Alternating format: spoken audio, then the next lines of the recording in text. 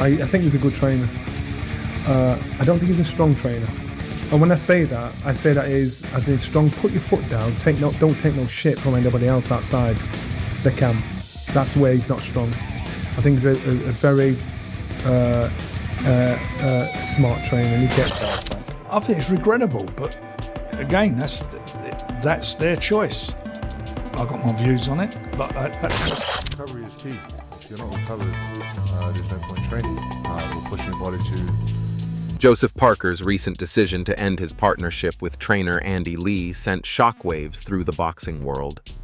Once viewed as one of the sport's most composed and disciplined heavyweights, Parker's downfall after his devastating loss to Fabio Wardley has become a case study in how confidence, loyalty...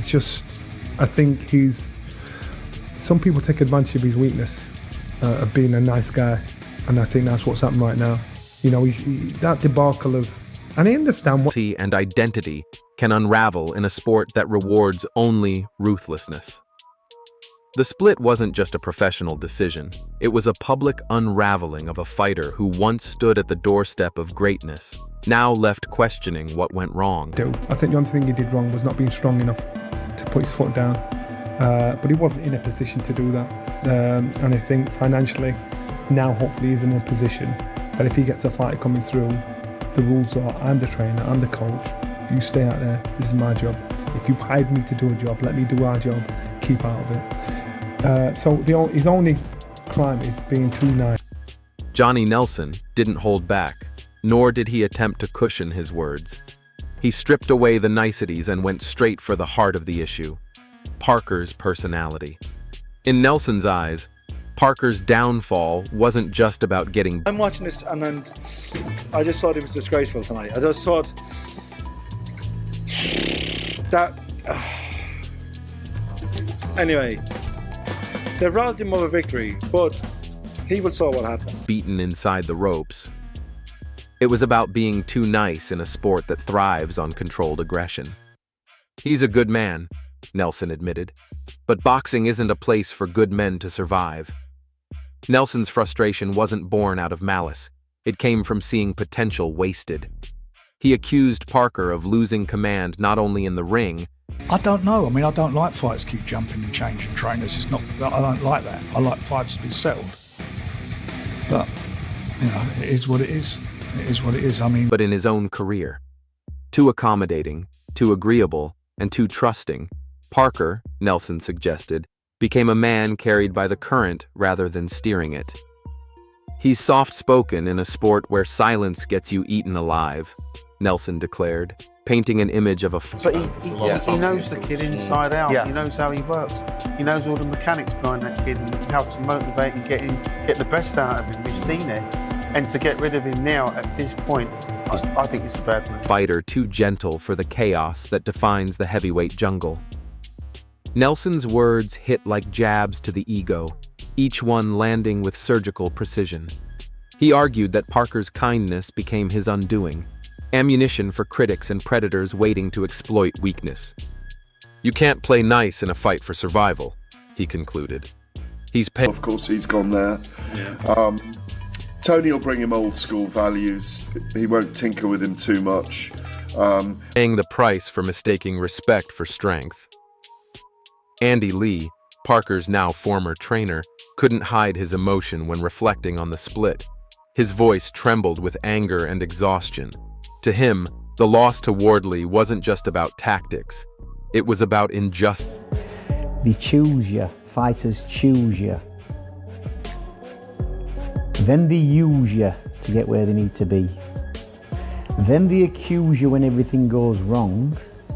And when they've left and gone somewhere else, then they start to abuse you by doing interviews slagging you off. And that happens more. A bitter reminder that fairness in boxing is often a myth. Lee defended Parker like a father defending a son. Their bond went beyond training. It was forged through trust and shared struggle. But that trust was tested beyond breaking point. Lee saw Parker's defeat as a culmination of pressures, external judgment, media noise, and internal... Hey, listen, you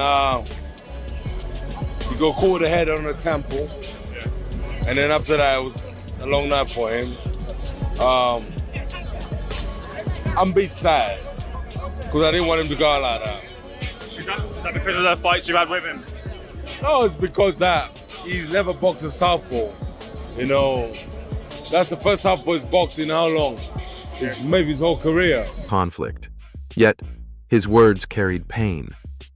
I believed in him more than he believed in himself, Lee admitted. The sentiment revealed everything. The rift wasn't about training philosophy, it was about belief. While Lee spoke from the heart, Frank Warren took a colder, more businesslike approach. The veteran promoter saw through emotion and straight into the numbers. His statement on Parker's situation was clinical, almost surgical. Warren didn't bother sugarcoating his disappointment. "He's changing trainers like gloves," Warren remarked sharply. "That's not evolution, it's confusion." In Warren's eyes, Parker wasn't throwing much back. He should have either grabbed on, took a knee, or at least threw a bit more back. He was sitting back with his guard up, taking punches. It looked messy, it looked like he was under attack, and he was hurt. Wasn't developing. He was deteriorating. Every switch, every change of strategy made him appear lost, insecure, and uncertain about his own identity as a fighter. Warren's tone was cutting. "He looks like a man searching for something he already had and threw away," he said. "That's not how champions rebuild. It's how they disappear." Duke McKenzie's criticism carried the blunt wisdom of experience. He didn't mince words when he called Parker's decision to leave Andy Lee reckless. To McKenzie, Lee wasn't just a trainer. He was the one man who understood Parker's rhythm, temperament, and flow. You get caught some big shots, and there was a good few punches I wasn't counting, but it looked like a lot. Obviously, I'm concerned for Joe because he's a friend and close friend, and you don't want to see anybody get hurt. But it was flaws. Abandoning that kind of connection, McKenzie argued, isn't strategy. It's self-sabotage. He painted a grim picture, a fighter dismantling his own foundation, swapping loyalty for ego and discipline for disarray. "You can't build greatness on shifting sand," he said. And Parker's changing too many foundations to ever stand firm. When Gareth A. Davies weighed in, his tone was sharp but analytical. He praised Tony Sims's old-school discipline, rumored to be Parker's next mentor, but he questioned the motive behind yet another camp change. This isn't reinvention. An unbelievable fight, really. Ended up being a great fight. It wasn't one I was overly excited for, really. Amazing, really. Amazing. So I thought Parker would win. I didn't really have any doubts. Davies noted. It's desperation disguised as growth. Davies suggested that Parker's chase for stability was actually exposing a deeper problem, an identity crisis.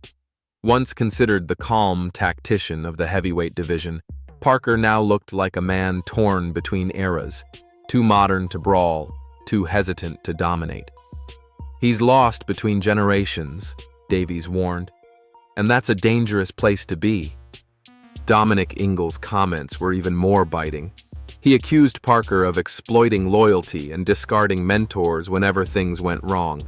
Ingle described a fighter trapped in a repeating cycle, promising change, then collapsing under pressure, and blaming everyone but himself. Parker's behavior isn't rare.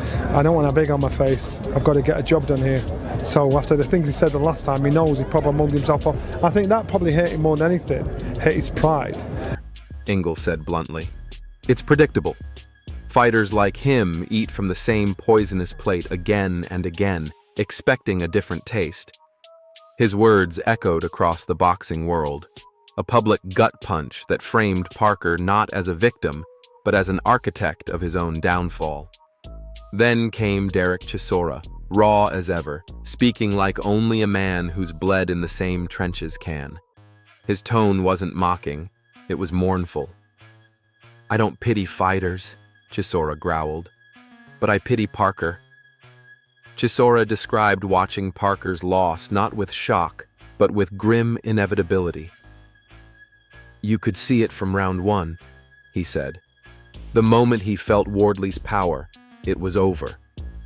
His statement cut deep, not because it was cruel, but because it rang true. He looked. Both guys had their moments in there. It was ebb and flow, and you know what it is, I was like, Fabio hit him with some good shots. Fabio needs to do a bit more. But Fabio's always, he's like the Deontay Wilder of the UK, man. He always had that equal there down the stretch. I mean, I think Parker blew his tank in that round before, where he literally let it out, and then kind of that was his, it wasn't what the goose. Terrified, Chisora added. Not confused, terrified. Once that doubt creeps in, you're done. You can't fight fear in there. You can only get hit by it. Chisora didn't frame Parker as weak. He framed him as finished. In his words, Parker's downfall wasn't about physical decline. It was about psychological collapse. He wasn't beaten, Chisora said coldly. He surrendered. Karl Froch, never one to hold his tongue, dissected Parker's performance with the precision of a surgeon and the impatience of a man tired of excuses. To Froch, Parker looked like a fighter frozen in time, still relying on instincts that no longer matched his opponent's intensity. Where was the urgency? Froch demanded. Where was the fire? He painted a brutal picture of Parker absorbing punishment without response, moving without purpose. Parker, for me, the only thing that disappointed me about Parker was he threw it away. Because tactically, got his tactics all wrong. I know in heavyweight boxing, all heavyweights hit hard, but Fabio Wardley's on a great run of knockouts, right? Just knocking everyone out. Anybody put in front of me blows them. And fighting without belief. He wasn't outboxed, Froch said. He was outwilled. Froch's critique wasn't about a single bad night. It was about years of slow decline. Parker didn't fall, Froch concluded. He faded. When Tyson Fury spoke, his words carried a strange weight. The Gypsy King's friendship with Parker made his disappointment more cutting. It was what it was, Fury said softly. A phrase that said everything without saying much at all. Fury's compassion, though genuine, sounded like pity. And in the ruthless world of heavyweight boxing, pity is the final insult. His tone suggested not anger, but resignation. Parker, once Fury's respected ally, now seemed more like a cautionary tale. Yeah, you walked in there, was game on. By the time you got hit by 3 shots, that was it. Yeah. Yeah. So do you think the fight will than a comrade in arms? He's got to find himself again, Fury offered. But the tone behind the words hinted at what everyone was thinking. Maybe he won't. Dave Allen's reaction was one shared by many fans. His disbelief wasn't directed at Wardley's victory, but at how easily Parker fell apart. I believed in him, Allen said. We all did. But what we saw wasn't just a loss. It was a collapse. Allen described watching a supposed comeback turn into a public unmasking. He didn't just lose a fight, Allen lamented. He lost the illusion of being elite. His honesty struck a chord with fans who had grown tired of polite excuses. The better man won, Allen concluded, and the illusion of Parker's greatness finally shattered. Dean White's post-fight analogy became an instant talking point. The goose was cooked, he said bluntly. To him, Parker's gas tank didn't just run out, it evaporated. His pacing was wrong, his energy management non-existent, and his confidence evaporated as fatigue took over. White compared Fabio Wardley to a young Deontay Wilder, wild, powerful, and merciless. When Wardley smelled blood, White said, it was over. Parker wasn't beaten by a better boxer. He was beaten by a hungrier man. The image was haunting, a veteran gasping for air while a younger predator feasted on his weakness. Johnny Nelson's final comments were the cruelest because they were the most honest. His closing analysis wasn't about tactics or training, it was about pride. He accused Parker of mugging himself off, of folding under the pressure of his own expectations. He didn't lose because he was unlucky, Nelson said. He lost because he believed his own hype and forgot how to fight. Nelson described Parker as a man broken not by punches, but by embarrassment. He fought scared, Nelson said. Not of Wardley, but of himself. That was the essence of Parker's downfall, a psychological implosion. A fighter who once thrived on composure, now suffocated under the weight of his own calmness. Joseph Parker's collapse has become one of heavyweight boxing's most striking cautionary tales. Once celebrated as the quiet assassin, he now stands as a symbol of wasted potential, proof that talent without fire is nothing.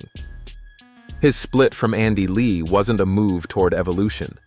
It was a cry for help, a symptom of deeper chaos. In a sport ruled by brutality, Parker's politeness became his curse.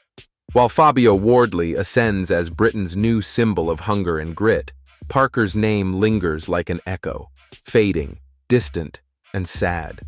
If he ever hopes for redemption, Parker must rebuild not as the gentleman of the ring, but as the ruthless warrior he once promised to become. Because in boxing, sympathy is death, and the world isn't waiting for his comeback. It's already moved on without him. Subscribe for more fight breakdowns, raw commentary, and post-fight insights from the heart of boxing's most explosive rivalries.